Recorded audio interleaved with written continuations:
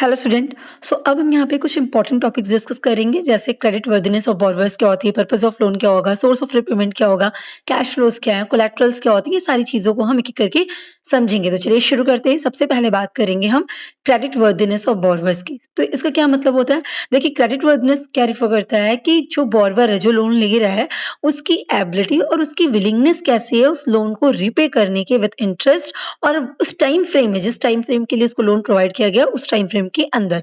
तो जब हम उसकी कैरेक्टर, उसकी कैपेसिटी को एसेस करते हैं, तो उसी को क्या कहते हैं? क्रेडिट वर्दिनेस ऑफ बोरोवर, है ना। Character in the sense what? Character in the sense willingness, कि वो लोन ले रहा है, उसको रिपे करना चाहता है कि नहीं। और कैपेसिटी मतलब एबिलिटी, उसके कैश फ्लोज कैसे, उसके पास रेवेन्यू है कि नहीं, जो जिस चीज के लिए लोन ले रहा है क्या वो रेवेन्यू जनरेट करता है, बेसिकली उसकी इनकम, जिससे उस लोन को रिपे कर पाएगा। तो क्रेडिट वर्दिनेस ऑफ बोरोवर मतलब कि जो वो लोन ले रहा है वो कितना वर्थ इट है उस लोन को रिपे करने के लिए, है ना। उसकी कैरेक्टर, उसकी कैपेसिटी क्या है, तो इसी को हम कहेंगे क्रेडिट वर्थिनेस ऑफ बोरोवर। अब ये एसेस कैसे करेंगे किसी भी बोरोवर की क्रेडिट वर्थिनेस को, कि वो लोन रिपे करेगा, उसकी एबिलिटी कैपेसिटी को एसेस करने की बात करेंगे। तो कैसे करते हैं? तो क्रेडिट वर्थिनेस को एसेस करते हैं उसकी उस इंडिविजुअल की जो क्रेडिट हिस्ट्री है उसको हम बहुत प्रॉपरली एनालाइज करते हैं, उसके बेसिस पे कर सकते हैं। जिसमें क्या इंक्लूड होता है कि पास्ट में उसने जितने भी लोन ले रखे हैं उसको कैसे रिपे कर रहा है, अगर वो क्रेडिट कार्ड लेके रखा है तो उसको कैसे हैंडल करता है, मतलब क्रेडिट कार्ड की जो पेमेंट होती है वो प्रॉपरली रेगुलर बेसिस पे करता है कि नहीं, या कुछ और जो फाइनेंशियल कमिटमेंट्स उसकी होंगी, है ना, जिस भी जगह पे उसको कुछ पे करना है, जिस जिस तरह से भी, तो वो उस तरह को कैसे रिएक्ट करता है, अपने फाइनेंशियल कमिटमेंट्स को कैसे पूरा करता है। तो जब हम इन सब चीजों को डिटेल रिव्यू करते हैं तो हमें उसकी क्रेडिट हिस्ट्री के बारे में पता चल जाता है, और ये हमें इंडिकेट करता है कि वो पर्टिकुलर पर्सन की क्रेडिट वर्दिनेस कैसी है ना। तो अगर मैं इसके लिए स्ट्रॉन्ग इंडिकेटर की बात करूं कि मतलब सबसे सही तरीका जिससे हमें पता चल जाता है, जो इंडिकेट कर देता है कि हाँ ये क्रेडिट, इसका वर्दिनेस अच्छी है या एबिलिटी और विलिंगनेस अच्छी है इसकी लोन रिपे करने की, वो है क्रेडिट स्कोर। जैसे आपने सुना होगा, अगर आप अपनी फैमिली में या कहीं पे भी सुने होंगे कि कोई लोन लेने जाता है तो बैंक्स पूछती हैं कि आपका सिबिल स्कोर क्या है ना। सिबिल स्कोर बेसिकली आपके क्रेडिट स्कोर को बताता है कि आपने जब कभी भी लोन ले रखा होगा, जो कुछ भी आपकी फाइनेंशियल कमिटमेंट्स है, क्रेडिट कार्ड वगैरह जैसे, उन सबको आपने कैसे रिपे किया है, उसके अकॉर्डिंग आपको स्कोरिंग दी जाती है। ठीक है। जैसे मैं बोलूं अगर कि 790 आपके स्कोर है, 800 आपके स्कोर आ गए सिविल स्कोर, तो ये माना जाता है कि भाई बहुत अच्छा है इनका सिविल स्कोर, 800 प्लस है तो सिविल स्कोर बहुत अच्छा है। अब ऐसे में जो सबसे लोवेस्ट रेट ऑफ इंटरेस्ट होगा वो आप पे एप्लीकेबल हो जाएगा। तो कहीं ना कहीं क्रेडिट वर्दिनेस जो है, जब हम बोरोवर की चेक कर लेते हैं, वो हमें बता देता है कि ये पर्टिकुलर बोरोवर के डिफॉल्ट होने की चांसेस, है ना। ये इंडिकेटर्स होते हैं बेसिकली क्रेडिट इंडिकेटर्स, वो हमें ये बता देते हैं कि इनके डिफॉल्ट करने की चांसेस कितनी है। अगर आपका ये जो स्कोर है वो बहुत स्ट्रांग है, आपकी क्रेडिट हिस्ट्री बहुत स्ट्रांग है, तो ये शो करेगी कि भाई ये जो बोरोवर है वो रिलायबल है, इसके डिफॉल्ट करने की चांसेस बहुत कम है। तो इस तरह से हम क्या करते हैं, उस बोरोवर की क्रेडिट वर्दिनेस को चेक करते हैं, और इसलिए चेक करते हैं। क्लियर है। अब बात करते हैं कि जो लेंडर्स होते हैं ना, वो जो बोरोवर्स होता है उसकी क्रेडिट वर्दिनेस को चेक करते कैसे हैं, तो उसके लिए ना 7 सीज का फ्रेमवर्क है। वो 7 सीज चेक को देखते हैं, 7 सीज को अच्छे से समझते हैं उस पर्टिकुलर इंडिविजुअल या बोरोवर के बारे में, और उसी के बेसिस पे डिसाइड कर लेते हैं कि इनकी वर्दिनेस अच्छी है या नहीं। और इंडिकेट करने का तो सिविल स्कोर रहता ही है। ठीक है। अब हम बात करेंगे किसकी? 7 सीज ऑफ क्रेडिट की, राइट। कि ये 7 सीज ऑफ क्रेडिट क्या है? देखिए, हमने 5 Cs of credit already discuss कर रखा है, राइट। और उसी में 2 एडिशनल सीज, जैसे हमारी क्रेडिट वर्दिनेस की बात या क्रेडिट हम कहें, और हमारी कमिटमेंट्स, ये 2 चीजें ऐड ऑन हो जाती हैं। बाकी 5 जो हैं वो वही सेम रहते हैं, तो उसी को हम 7 सीज ऑफ क्रेडिट कहते हैं। सो बेसिकली क्या होता है कि लेंडर्स इन 7 सीज को देखती हैं अपने बोरोवर के बारे में, और उसके बेसिस पे एनालाइज कर लेते हैं कि इस पर्टिकुलर बोरोवर के डिफॉल्ट करने की कितनी चांसेस है। क्लियर है। तो क्या क्या है, पहला हम एक बार वापस से सब बता देते हैं। जैसे कैरेक्टर है, तो कैरेक्टर में क्या हो गया कि बोरोवर की रेपुटेशन क्या है, इंटीग्रिटी क्या है, उसको जो लोन ले रखा है उसकी विलिंगनेस क्या है उसको रिपे करने की, राइट। डिटेल हम ऑलरेडी समझ चुके हैं 5 सीज में। फिर कैपेसिटी आती है। कैपेसिटी में क्या करते हैं, उसकी एबिलिटी देखते हैं कि जो भी लोन या जिस भी पर्पज के लिए लोन ले रहा है, वो रिपेमेंट करने के लिए उसके पास कैसी इनकम है, उसके कैश फ्लोज क्या है, क्या उसके पास इनफ इनकम है जिससे वो उस लोन को रिपे कर सकता है कि नहीं। मतलब उसकी अगर इंडिविजुअल है, उसकी सैलरी आती है, तो क्या उसकी सैलरी ऐसी है कि जो लोन की ईएमआई बनेगी वो उसको रिपे करेगा, उसके बाद भी उसके पास पर्सनल खर्चों के लिए और चीज़ों के लिए पैसे बचेंगे। तो वो कैपेसिटी चेक करनी होती है, उसकी एबिलिटी कि वो उसके पास वो कैपेबल है भी कि नहीं कि इस लोन को रिपे करने के लिए, वो चीज़ हो जाती है। फिर कैपिटल चेक होता है कि उस पर्टिकुलर चीज़ के लिए जिसके लिए भी वो लोन लेने जा रहा है, वो प्रोजेक्ट, वो बिज़नेस जो भी, तो उसमें उस पर्सनल बोरोवर का क्या स्टेक है, उसने खुद की कितने इन्वेस्टमेंट करके रखे हैं, तो उससे उसकी रिस्पॉन्सिबिलिटी दिखती है कि अगर वो खुद के पैसे लगा रखा है, तो ज़्यादा कमिटमेंट रहेगा उस पर्टिकुलर प्रोजेक्ट के रिगार्डिंग, ठीक है? तो बैंक के पैसे सेव ही रहेंगे, मतलब डिफ़ॉल्ट करने की चांसेस कम होगी। फिर आता है हमारा कोलैटरल, कोलैटरल बहुत इंपॉर्टेंट चीज़ हो जाती है। इसमें बैंक क्या करती है कि कल को अगर बोरोवर डिफ़ॉल्ट कर भी गया, तो हम क्या करेंगे, उस कुछ एसेट्स को एज़ सेफ इन साइड रख लेते हैं, जिसके बेसिस पे हम उनको क्या करते हैं, लोन प्रोवाइड करते हैं। मतलब एसेट्स रखते हैं सिक्योरिटी के फॉर्म में, और फिर वो हमें क्या करता है, सेफ साइड दे देता है कि कल को अगर डिफ़ॉल्ट की तो इसको रियलाइज़ करके हम अपने लोन को रिकवर कर लेंगे, ठीक? फिर हमारा क्या आता है, कंडीशंस आती हैं। कंडीशंस क्या कहती है कि कंडीशन हमारी एक्सटर्नल इकोनॉमिक कंडीशंस को बताती हैं कि अगर इंडस्ट्री का ट्रेंड चेंज हो गया, या जो पर्पस के लिए आपने लोन रखा उसमें कोई चेंजेस आ गए, तो कैसे आप लोन को रिपे करेंगे, या उसका आपके जो भी बिजनेस है, जिस भी पर्पस के लिए आपने लोन ले रखा उस पे क्या इम्पैक्ट पड़ेगा, वो सब चीजें हम समझते हैं, ठीक है? तो उसके बेसिस पे भी हम एनालाइज कर लेते हैं कि क्रेडिट वर्दिनेस कैसी है। फिर हमारा आता है क्रेडिट वर्दिनेस या क्रेडिट। बेसिकली ये क्या होता है, ये बोरोवर्स की ओवरऑल क्रेडिट हिस्ट्री को चेक करना होता है, उसके पास के ट्रैक रिकॉर्ड्स को चेक करना होता है, उसका क्रेडिट स्कोर देखना होता है कि अभी तक उसने कैसे डेब्ट पे किए हैं, और जैसा उसका क्रेडिट हिस्ट्री रहेगी, जैसे उसने पेमेंट किए कर रखे होंगे, अपने फाइनेंशियल कमिटमेंट्स को पूरा किया होगा, उसी के बेसिस पे उसको क्रेडिट स्कोर असाइन होता है। क्लियर है? सो बेसिकली ये क्या हो गया, ये सबसे इंपॉर्टेंट हो जाता है किसी बोरोवर की क्रेडिट वर्दिनेस को चेक करना। आपके पास कैश फ्लोज है, आपकी कैपेसिटी है, कंडीशंस भी सब सही है, आपके खुद की कैपिटल लगे हैं, कोलेटरल भी आप दे रहे हैं, पर क्रेडिट स्कोर ये दिखा देता है, या क्रेडिट वर्दिनेस जब हम इस तरह से देखते हैं, आपकी पास क्रेडिट हिस्ट्री को जब रीचेक करते हैं, तो वो हमें ये बता देता है कि आप आज तक कैसा परफॉर्म करते आए हैं। भले आपके पास पैसे हो, ऐसा तो नहीं कि आपकी ये हैबिट है कि आप 2-3 ईएमआई भूल जाते हैं, नहीं देते हैं, आपके अकाउंट में पैसे ही गायब रहते हैं, कम रहते हैं कि ईएमआई कटती ही नहीं है। तो ये सब इश्यूज तो नहीं आपके साथ पहले आए हुए हैं। तो ये क्रेडिट स्कोर बहुत इंपॉर्टेंट टूल्स हो जाता है। फिर हमारा आता है commitments and compliance control. Basically ये क्या होता है, ये बताता है कि जो भी बोरोवर्स है, वो जो बैंकिंग नॉर्म्स हैं, जो लॉज हैं, जो पॉलिसीज आरबीआई के थ्रू, उन सबको कंप्लीट करने के लिए कितना डेडिकेटेड है। वो मतलब लीगली हर चीज के अकॉर्डिंग रहना चाहता है कि नहीं रहता है। तो इस चीज के थ्रू हम उसकी क्रेडिट वर्दिनेस को चेक करते हैं, राइट? सो यहाँ तक तो हो गया हमारी क्रेडिट वर्दिनेस ऑफ बोरोवर्स और 7 सीज ऑफ क्रेडिट, ठीक? अब हम बात करेंगे next, that is purpose of loan. आखिर जो लोन लिया जाता है उसका पर्पस क्या होता है? सो पर्पस ऑफ लोन क्या रिफर करता है कि बोरोवर्स को फंड चाहिए क्यों, ठीक है? क्या जिस पर्पस के लिए, जिस कारण के लिए उसे फंड चाहिए, क्या वो पर्पस लेजिटिमेट है, प्रोडक्टिव है, परमिसिबल है बैंकिंग नॉर्म्स के अकॉर्डिंग? मतलब बैंकिंग नॉर्म्स कहती है कि ऐसी चीजों के रिगार्डिंग पैसे उधार दिए जा सकते हैं। ऐसे पैसे जो उधार दिए जा रहे हैं, क्या वो रेवेन्यू जनरेट कर सकते हैं, इनकम जनरेट करते हैं? क्या वो लीगल है? मतलब आप अगर लोन लेने जाते हैं, है ना, फॉर एग्जाम्पल, तो वो ये देखती है ना कि लोन किस कारण से चाहिए। अगर आपका कारण सही नहीं होगा तो शायद आपको लोन नहीं मिलेगा। तो लोन का पर्पस बहुत इंपॉर्टेंट है। तो लेंडर्स क्या करते हैं, ये ध्यान देते हैं कि जो लोन लेने जा रहा है बोरोवर, वो लोन ऐसे पर्पस के लिए ले जो लीगल हो, ऐसे रीजंस के लिए ले जो लीगल रीजन हो, जो प्रोडक्टिव रीजंस हो। क्योंकि यही जो पर्पस होते हैं, वो ये डिसाइड करते हैं कि आपके लोन का टेन्योर क्या रहेगा, क्या इंटरेस्ट रेट चार्ज करना चाहिए, रिस्क लेवल कितना एसोसिएट है आपके इस लोन से। जैसे एग्जांपल के मैं बोलूं कि अगर आप एक हाउसिंग लोन लेने जा रहे हैं, तो आपका जो लोन टेन्योर होगा, वो 15 साल, 20 साल, 10 साल का होगा, राइट? वहीं पे अगर आप पर्सनल लोन लेने जा रहे हैं, तो पर्सनल लोन 1 साल, 2 साल का हो जाता है, राइट? सो आपका लोन किस तरह का है, उसके बेसिस पे आपकी टाइमिंग डिसाइड हो रही है ना? इसी तरह आरओआई भी डिसाइड होता है। पर्सनल लोन अगर आप लेते हैं, तो उसकी आरओआई ज़्यादा होती है। वहीं अगर हाउसिंग लोन लेनी चाहिए, तो उसकी आरओआई कम हो जाती है। तो डिपेंडिंग कि लोन का रीज़न क्या है, किस रीज़न से बोरोवर को फंड चाहिए, ठीक है? तो 3 पर्पस जो है बेसिकली डिसाइड किए गए, पर टाइप्स ऑफ पर्पस जिसे हम बोलते हैं कि लोन लेने के जो कारण होते हैं, उन्हें 3 पार्ट्स में डिवाइड किया गया।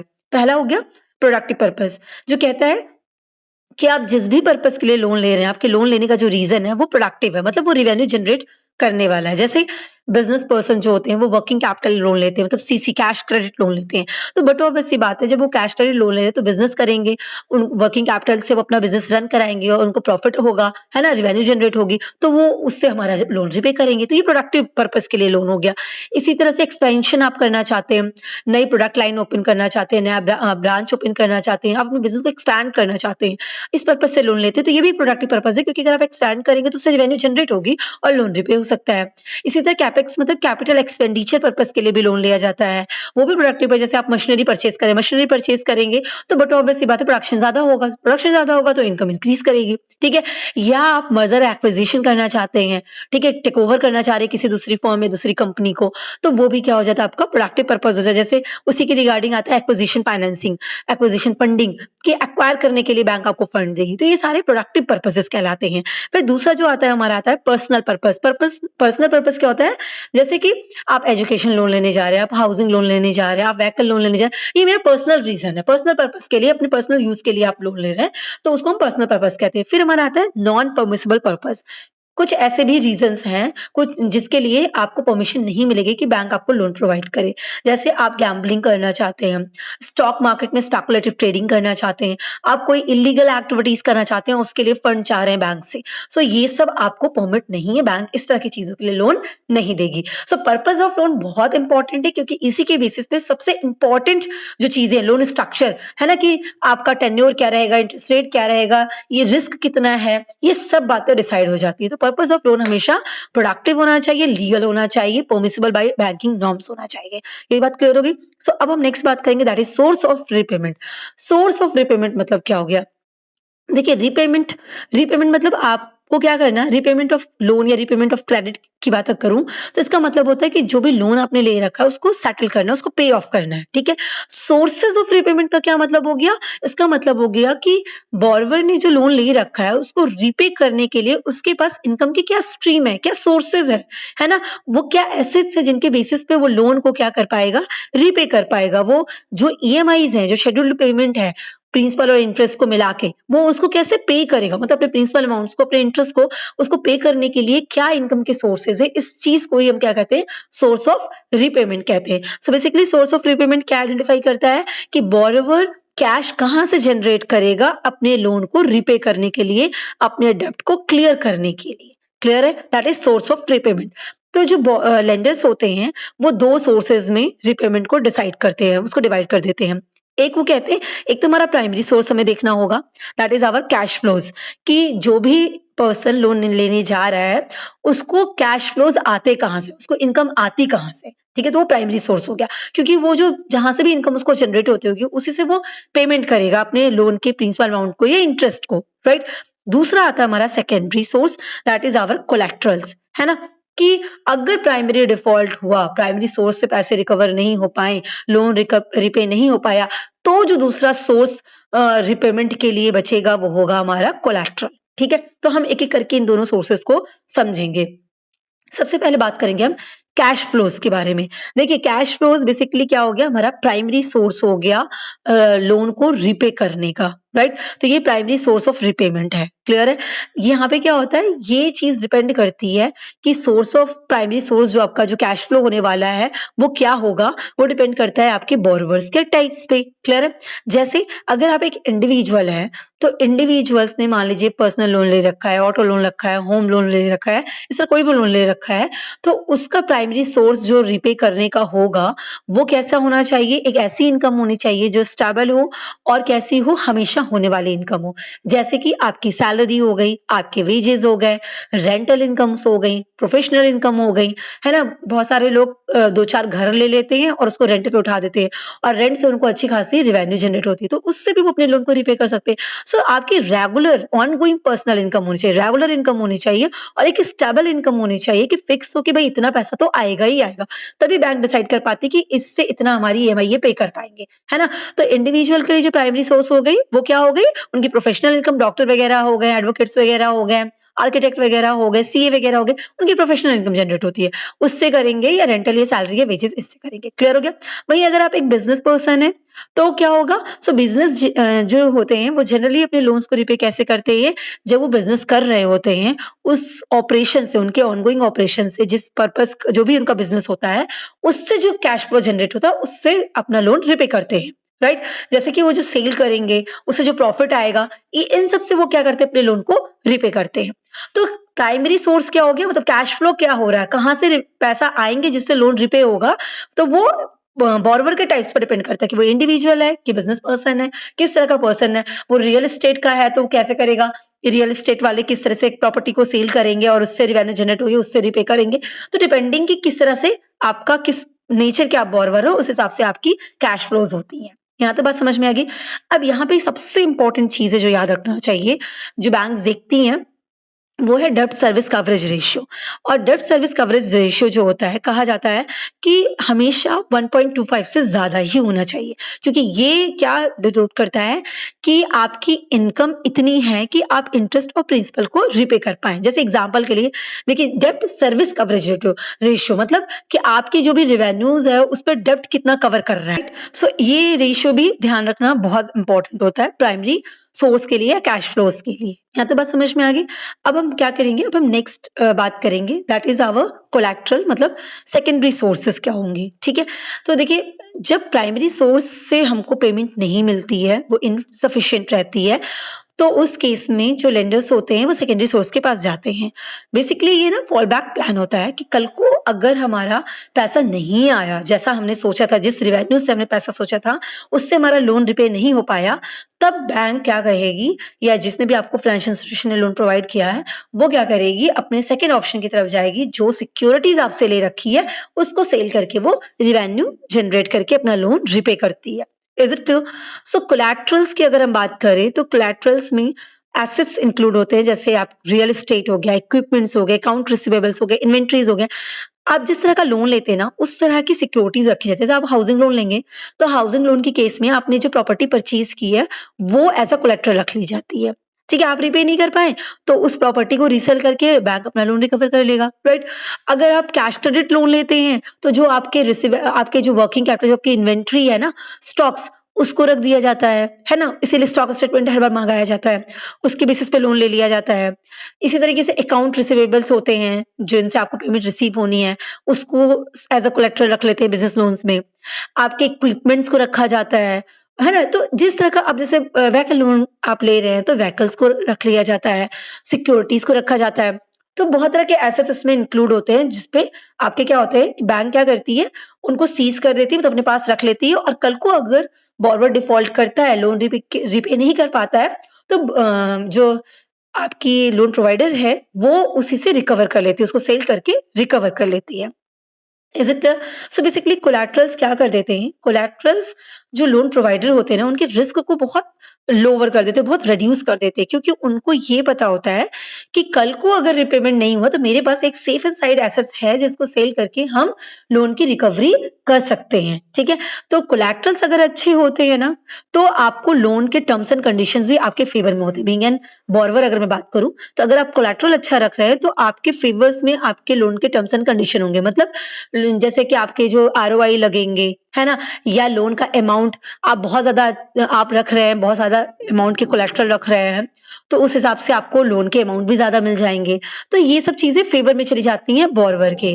बैंक करती क्या है, इंस्टीट्यूशंस करती क्या है, इंस्टीट्यूशंस इन द सेंस जिन्होंने भी लोन प्रोवाइड किया हुआ है, तो वो इन कोलेट्रल्स को क्या कर देती हैं, सेल ऑफ कर देती हैं, या जो भी गारंटर्स हैं उनको इन्वोक करके उनसे रिकवरी करके अपने डेब्ट्स को सेटल आउट कर लेती हैं। Is it clear? सो इस तरीके से वो कोलेट्रल के थ्रू अपने लोन को रिपे करवाती हैं। यहाँ तक बात क्लियर हो गई। अब कोलेट्रल में कुछ इंपॉर्टेंट बातें और भी हैं जो आपको जाननी चाहिए। दैट इज व्हाट, कि बैंक्स को हमेशा लोन टू वैल्यू जो एलटीवी रेशियो है उसको मॉनिटर करते रहना चाहिए, और वो एलटीवी ऐसी रहे कि हमेशा जितना आपका लोन है उससे ज्यादा आपके कोलेट्रल की वैल्यू होनी चाहिए। क्लियर है? जैसे आपने बहुत सारे लोन के ईएमआई पे कर दिए हैं, बट स्टिल आपका लोन अभी 1 लाख है, ठीक है? तो जो आपकी सिक्योरिटीज़ है, जो कोलेटरल आपने रखा है, वो हमेशा 1 लाख से काफ़ी अबव होना चाहिए। जितना भी मार्जिन आपने पहले से लोन देते वक़्त रखा हो, उसके अकॉर्डिंग हमेशा उस अमाउंट से अबव ही होना चाहिए, ठीक है? तो एलटीवी रेशियो हमेशा आपका कैसा होना चाहिए? हमेशा बट एलटीवी रेशियो को ध्यान देना चाहिए, हमेशा आपका कोलेटरल वैल्यू आपके आउटस्टैंडिंग लोन से ज़्यादा होनी चाहिए। अगर मैं एलटीवी रेशियो की बात करूँ कि बेसिकली एलटीवी रेशियो क्या रिप्रेज़ेंट करता है, तो ये बात बताता है कि आपके पास जो एसेट्स है, जो कोलेटरल है, उसकी वैल्यू पे कितना आपने लोन दे रखा है, ठीक है? अगर 1 लाख पे आपने 80,000 का लोन देखा, 1 लाख के कोलेटरल पे आपने 80,000 का लोन दिया है, तो एलटीवी कितनी आएगी? 80% आएगी। Is it clear? तो एलटीवी क्या शो करती है कि कितना आपने एसेट्स की वैल्यू को फाइनेंस करके रखा है, कितना लोन प्रोवाइड किया है। तो जो लेंडर्स होते हैं, वो इस रेशियो का यूज़ करते हैं ये डिसाइड करने के लिए उन्हें कितना लोन देना चाहिए, क्रेडिट कितना देना चाहिए, है ना? तो एसेट्स की वैल्यू मतलब loan amount divided by assets value, इससे हमारा एलटीवी रेशियो निकल जाता है कि आप इतनी प्रॉपर्टी पे इतना लोन देना चाहते हैं, तो आपकी एलटीवी रेशियो कितनी है। बट ऑब्वियस सी बात है, अगर हायर एलटीवी रेशियो है, तो जो लेंडर्स हैं, उनके लिए हायर रिस्क होगा। मतलब अगर आप 1 लाख पे 95,000 का लोन दे दिए हैं, तो कोलेटरल तो सिर्फ 5,000 एक्स्ट्रा है, तो रिस्क तो आपके लिए ज़्यादा। कल को अगर ये डूबेगी, तो इंटरेस्ट भी इस पे चार्ज होंगे, 95,000 95,000 पे इंटरेस्ट भी लगेंगे। और अगर इन्होंने डिफ़ॉल्ट किया, तो भई 1 लाख ही सिक्योरिटी है रिकवर करने के लिए और 95,000 तक आप लोन दे ही चुके हैं, इंटरेस्ट एडिशन हो जाएगा। सो कहीं न कहीं ये सेफ साइड नहीं हुआ। तो एलटीवी अगर हायर हुआ, रिस्क एलटीवी रेशियो बहुत हाई होता है, तो जो लोन प्रोवाइडर है, उसके लिए रिस्क का चांसेस बढ़ जाती हैं। Is it clear? अब एलटीवी रेशियो के लिए इसीलिए आरबीआई ने कुछ स्ट्रिक्ट रेगुलेशंस इश्यू किए हैं, जहाँ पे उन्होंने प्रिवेंट किया है, रेस्ट्रिक्शंस लगाई हैं कि आप कितना एलटीवी रेशियो रख सकते हैं, मतलब अपनी कोलैटरल पे कितना तक का लोन दे सकते हैं, राइट? ये चीजें फाइनेंशियल स्टेबिलिटी लाने के लिए आरबीआई ने बैंकों पे अप्लाई किया हुआ है। Is it clear? क्योंकि कई बार होता है ना कि कुछ बिजनेस लोन होते हैं, ऐसे होते हैं कि बैंक्स इन्फ्लुएंस्ड हो जाती हैं उनकी चीजों से, बाकी चीजों से या उनकी रेपुटेशन से, और वो एलटीवी रेशियो को सही तरीके से मेजर ना करते हुए, मतलब 80% 70% ना देते हुए वो 90 मतलब 95% तक दे देती हैं। सो वो कहीं न कहीं रिस्की हो जाता है। तो इसीलिए इसके लिए रेस्ट्रिक्शन लगाए गए हैं, जिसमें एग्जांपल के लिए अगर बता दूँ, तो हाउसिंग लोन में आरबीआई ने क्या कह रखा है कि अगर 30 लाख तक का लोन है, तो आप 90% एलटीवी अलाउ कर सकते हैं। मतलब 1 लाख पे 90,000 तक का लोन आप दे सकते हैं, ठीक है? अगर 30 लाख से 75 लाख के बीच में लोन है, हाउसिंग लोन, घर के लिए लोन ले रहे हैं, तो आप 80% तक एलटीवी दे सकते हैं। मतलब कि 1 लाख पे 80,000 का लोन आप दे सकते हैं, उससे ज़्यादा नहीं। मतलब 20% मार्जिन रखना मैंडेटरी हो गया है, ठीक है? और अगर 75% से एक्सीड आपका हाउसिंग लोन है, तो एलटीवी 75% रखना है। मतलब आपको 25% मार्जिन रखना मैंडेटरी है, 75% ही लोन आप दे सकते हैं। उस कोलेटरल वैल्यू का 75% ही आप लोन प्रोवाइड करेंगे। सो ये क्या हो गया? ये हमारे कोलेटरल्स होते हैं। आई होप आपको ये पूरी चीज़ें क्लियर होंगी। एग्ज़ाम्स में ये जो टॉपिक्स है ना, बहुत शॉर्ट में आते हैं, तो जिस तरह से भी आए, सोर्स ऑफ रिपेमेंट आएगा तो प्राइमरी सेकेंडरी सोर्स का क्या आप इनको शॉर्ट बता सकते हैं। अगर कैश फ्लो सिर्फ आया तो आप कैश फ्लो बता सकते हैं। अगर कोलेटरल आया तो आप कोलेटरल बता सकते हैं कि क्या-क्या चीज़ें आपको लिखनी है ना? क्रेडिट वर्दिनेस आया तो आप क्रेडिट वर्दिनेस बता सकते हैं। सो इस तरीके से एग्ज़ाम में शॉर्ट क्वेश्चंस में पूछे जाते हैं। Wish you all the best. Thank you so much.